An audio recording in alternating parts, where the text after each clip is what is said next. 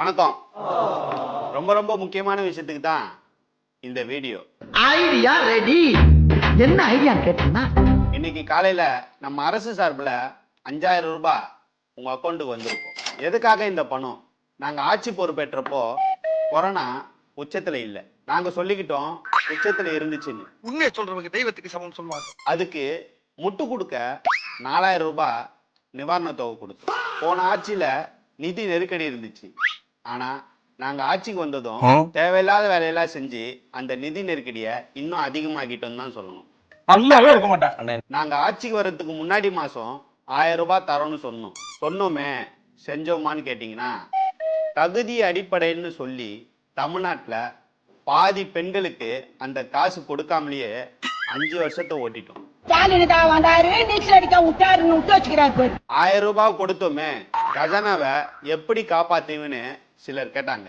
அதுக்கு தான் தெருவுக்கு தெரு டாஸ்மாக திறந்து வச்சோமே, இப்படி கொடுத்து அப்படி வாங்கி போன்னு கதையை விட்டேன். ஏற்கனவே மத்தியில மோடியும் தமிழ்நாட்டுல எடப்பாடியும் ரவுண்டு கட்டி அடிக்கிறதுல ஓட்டுக்கு காசு தர முடியல.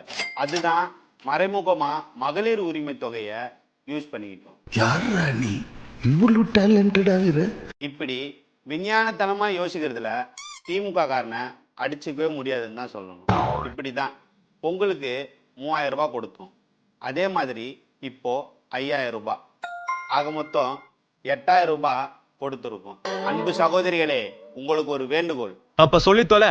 என்கிட்ட வாங்கியிருந்த அந்த 8000 ரூபாவை மறக்காம உங்க கணவன்மார்களிடம் கொடுத்தீங்கன்னா அவங்க நேரா அப்பா டாஸ்மாக்கு வருவாங்க.